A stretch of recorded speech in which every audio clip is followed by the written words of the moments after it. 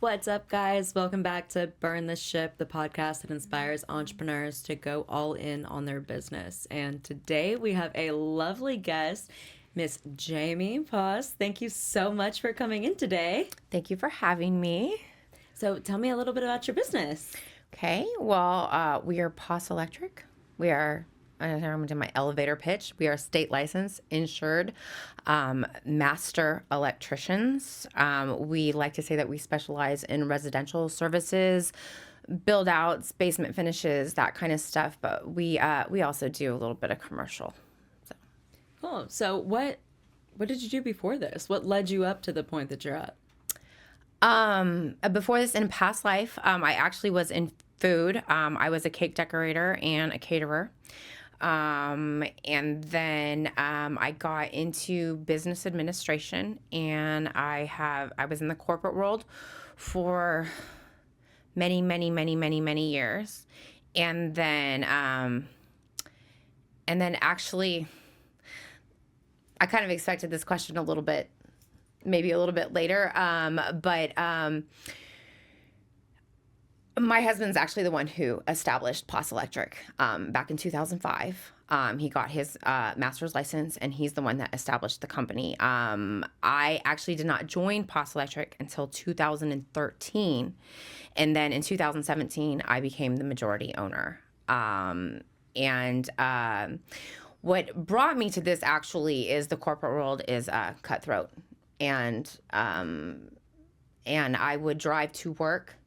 Like, I worked down in Smyrna. I live in Woodstock, and I would drive down to Smyrna, and those big buildings right there where the freeways come together. And I would be panicked all the way, like anxiety attacks all the way down of just like how I'm going to get yelled at. You know, my boss was terrible. She was just an awful person. And I would be like scared and like anxiety attacks all the way down there. And then like 3 out of the 5 days coming home, I'd be crying because of the way that I was treated in the corporate world. And so for years, my husband was always like, come work for me. And I need you. And it was hard to walk away from that because I honestly thought I was like at the pinnacle for someone like me who did not finish their degree. But as much experience as I had in business administration, I thought I was like at the pinnacle. Like I was making some pretty good money for not having the degree. But it wasn't worth my happiness. And it just wasn't worth it. And so for years, actually, he had asked me to come and join him, and I just couldn't walk away from that paycheck. I couldn't walk away from that security. And eventually just working at that place that I was at last, I couldn't take it anymore. And I took that risk, and then I came to work for Poss Electric. So did you find it difficult because he is your husband, that you felt like you were almost a little bit submissive going into work with your husband? That's funny. That's a good question, because actually I still kind of feel that way. Like when he's like a spending fool, a Home Depot here and another supply house over here, and I'm like, well, slow down on spending the money or whatever. But I'm like, who am I to say that you can't or cannot spend that because, it's your company or stuff like that.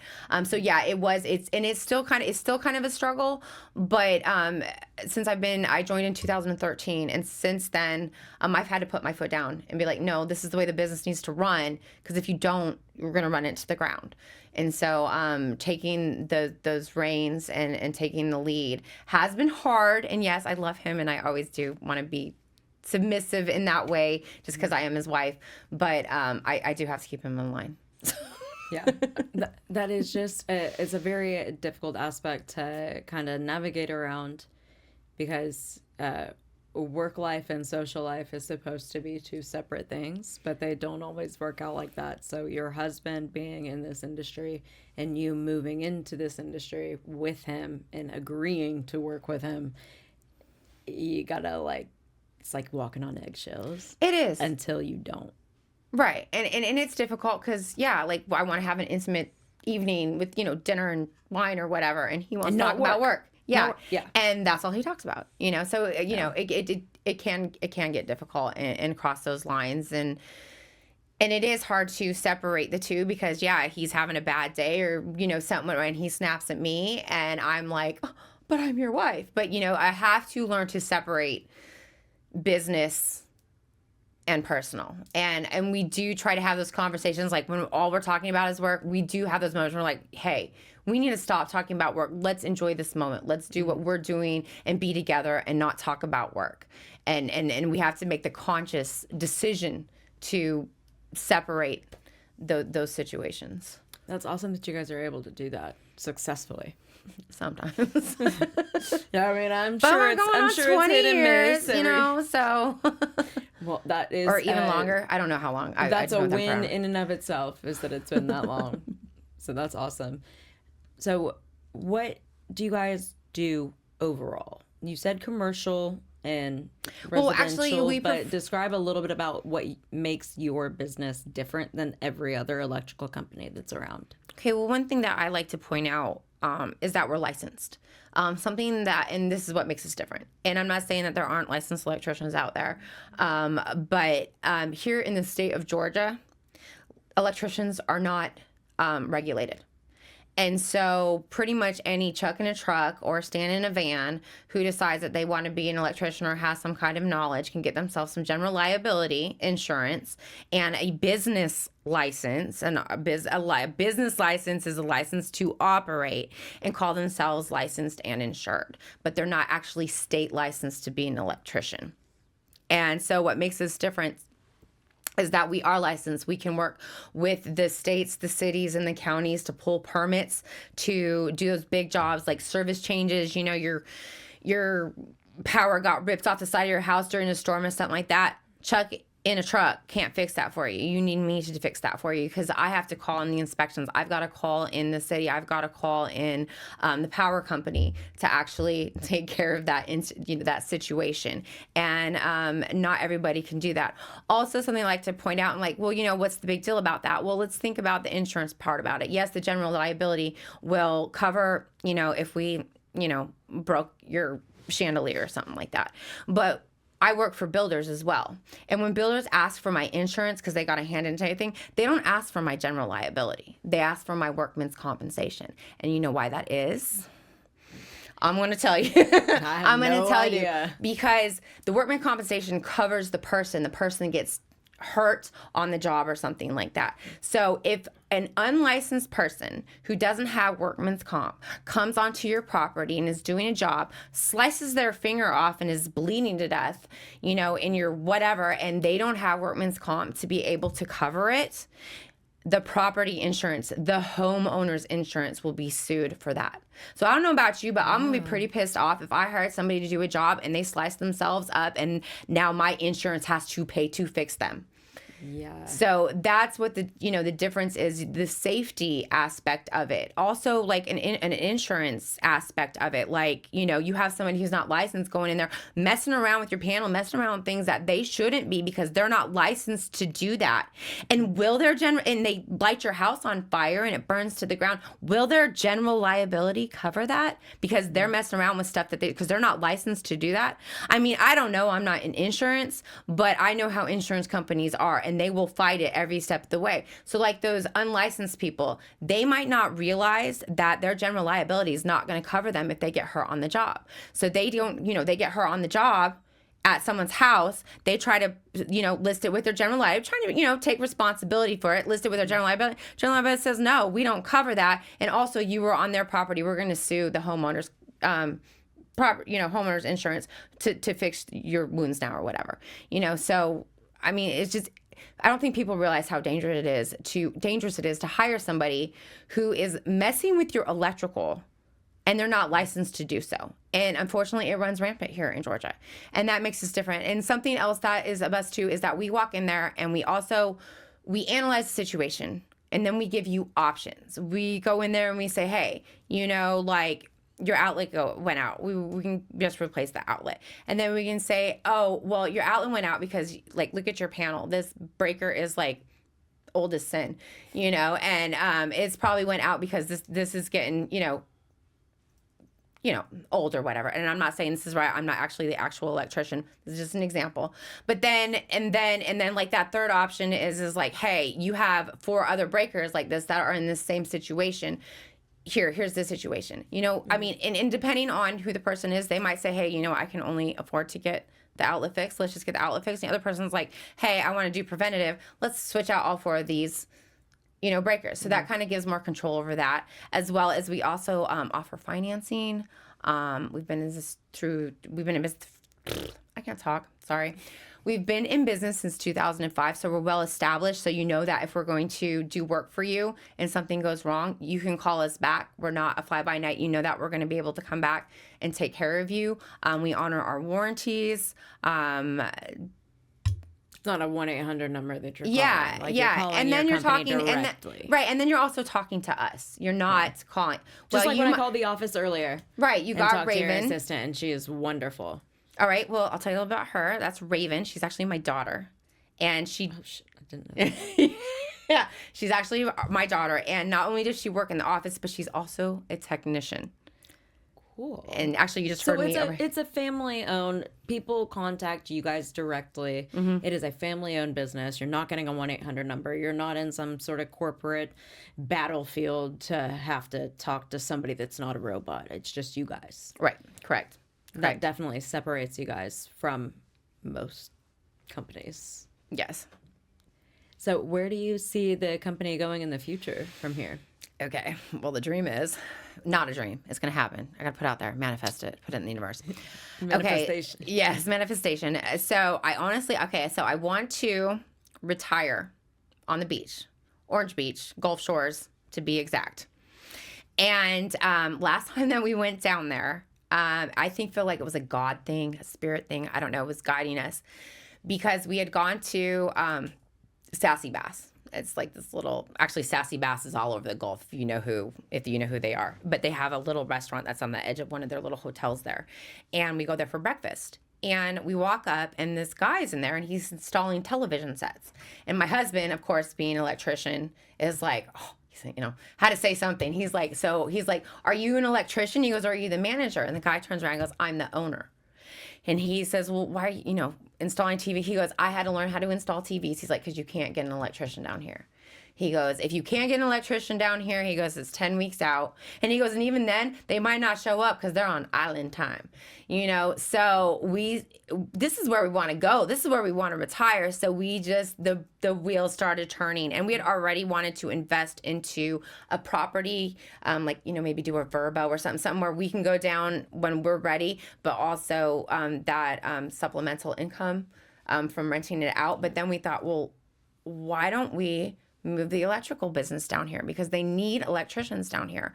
And so the goal is 5 to 7 years, and I've already started working on it. I am pushing POS Electric into Alabama, of all the places. I would say Alabama was not it, but we're going to push our business into Alabama down on the coast there. I still want to keep POS Electric up here. I'm actually in the process of hiring those people that are going to be able to keep it running up here, but we're starting to push it down in there. And slowly over time, it's going to be like, get on the Facebook page and say, hey, we're coming down for 3 to 6 months. Who needs electrical work? And start moving that situation down there. And then I hope to have at least those 2 establishments. And then, if that goes good, I would consider franchising or something like that. Let's see how that goes. But those 2, definitely. I'll have the Georgia and then the Alabama, and that's the goal right now. Okay, yeah, that's an awesome goal. So just broadening your reach, that way you have less stress on you and you can just let it fly. Well, and it should also but still maintaining the business in of itself, but you can chill. Yeah. And we also kind of want to work it into, the fact that we were talking about the little Verbo, little house. So the 10-year plan, I'm thinking like a 20, 30, 40 unit, one of those things right on the beach, and like property management, because since we're in construction, I feel like we can do, all the construction stuff, the upkeep and all that kind of stuff. And then also, and then you'd have the ones that are year round. So you'd have that coming in, and then you would have the people that you're verboing out, and just like property management. And then we can do the construction side of it too, which actually would cheapen what property management is. I'm thinking. I don't know, but I kind of want to lean into real estate a little bit. That's awesome. That sounds like a great plan. So right now your reach is just Georgia based, or can you go outside a little bit? What's your range? So right now we do try to stay within the 15-20 mile radius of Woodstock for services. Now we are broadening our range into commercial, like I said, and we've had some offers to like go into Alabama and go into Tennessee.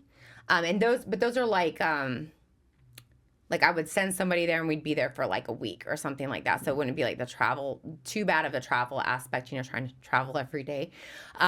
So we will take those on.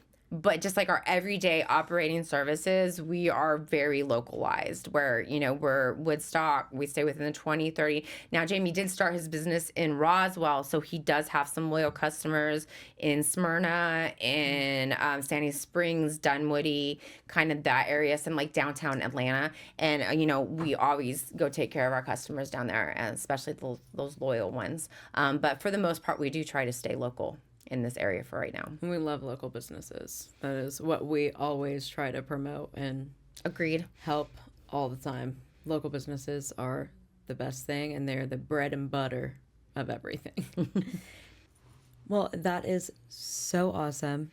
I love that. So I ask because I don't know, typically with businesses like yours, if you're nationwide, if you're worldwide, stuff like that. But it's good to know that you are a local business that can help out other local businesses and help the community from there. So if you did not have any time restraints, money was an immense amount, you didn't have to worry about money, no time, what would you do with your free time? Well, I definitely travel. I want to see all the things. But I would love to rescue all the dogs. So, like, if I could get like a big plantation and save all the dogs and just, no kill and just feed them and love them. And I don't know, have people come and visit and pet them, like make it almost like a dog Disneyland where you just come and just so the dogs got the people to love them and care for them, and and they're not going to die alone in a shelter or something like that. If I could save all the dogs, not that all animals aren't special, but my husband's allergic to cats, so specifically dogs. And but if I could, I would, travel and do my own thing. But if I could have like a sanctuary to rescue dogs, or any animals, maybe we'll expand it into helping all the animals. But specifically right now, I would just, if I could save all the dogs, I would. That is puppies. My exact answer that I would always give. Besides a private jet. Oh, okay. Yeah. I would do that too. Yeah. But that is spot on. I would rescue all the dogs that I possibly can. So what is your ideal, getting back into the business side, what is your ideal referral? Who can benefit from your services?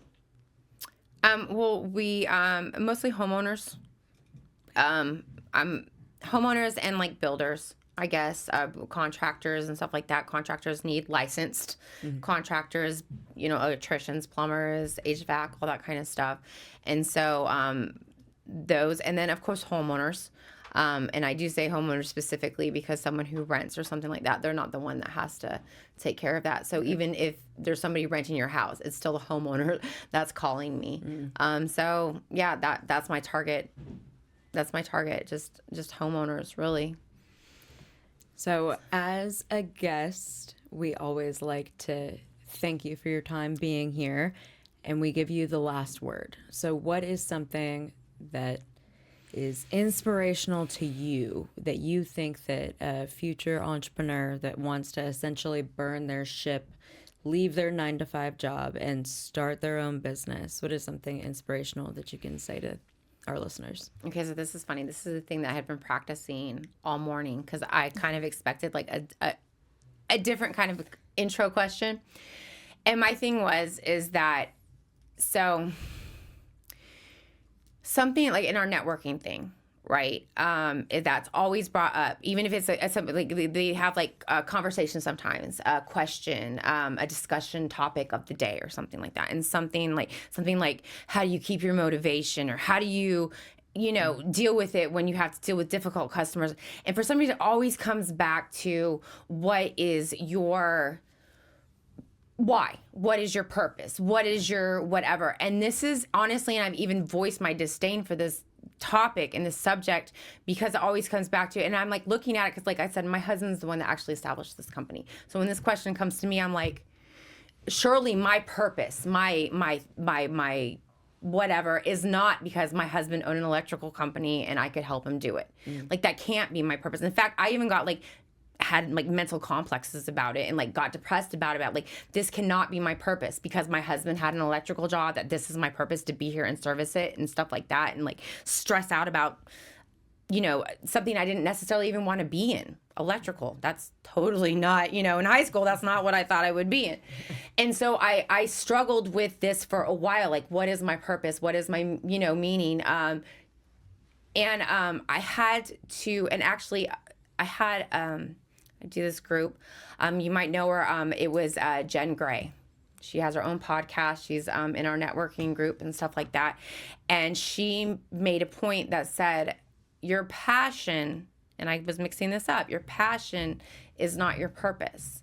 You got your purpose, and it made me think. And you were like, yeah, right, my passion isn't electrical. Mm-hmm. My purpose right now is to be in POS Electric and make this the greatest company it is. And then I had to learn to take my passion and apply it to what my purpose was. And my passion is to please people. And I could apply that passion and the love for working with people and making people happy to that. And so I also had to look back and say, okay, so I'm not the entrepreneur in this situation, but I did burn my ship down by saying I am going to leave my 9-to-5 and the stress and the unhappiness and take that risk that, I might not make a paycheck every week because I wanted to be happy. I wanted that freedom of being happy. And so I guess my advice would be, take that risk. Just do it. If you're just waiting for the right moment, if you're just questioning it, if you're questioning it at all, just do it. Just do something. Don't stand in that pigeonhole. Don't just stand there and do that, because then nothing is still going to happen. Yeah. I would rather, at this point, knowing what I know now, I would rather jump off that cliff and see if I'm going to fly and maybe fall on my face than not do anything at all and just stand in that same place and not go anywhere. So do it. Take that risk, whatever that means. So absolutely, that's great advice. Don't be stagnant, because you'll never get anywhere. No, you won't. You won't. So yeah. Yeah, that is great advice. So if somebody is interested in using your services with POS Electric, how can they reach you? Website, email, Instagram, TikTok, all of it. Just lay it out. Okay, well, I'm Gen X, so I'm like, Facebook is like as social media as I get. I'm not going to lie. Actually, we do have an Instagram. It's POS Electric. Our website is poselectric.com. You can reach our office at 404-787-7262, or you can email me at Jamie, Jamie, at poselectric.com. And I think we're on some other social media things too, but I'm trying to hire somebody right now who can do that for me, because it's not me. But I know the accounts exist. I know those are they're out there. Yeah, I have sites. them. I have them. I don't think that they're operating the way they should. Well, thank you so much. Y'all make sure to hit up Jamie with POS Electric for all of your needs. And I thank you so much for taking the time to come in and hang out with us. And I appreciate you. So thank you for having me. Absolutely. Bye, y'all.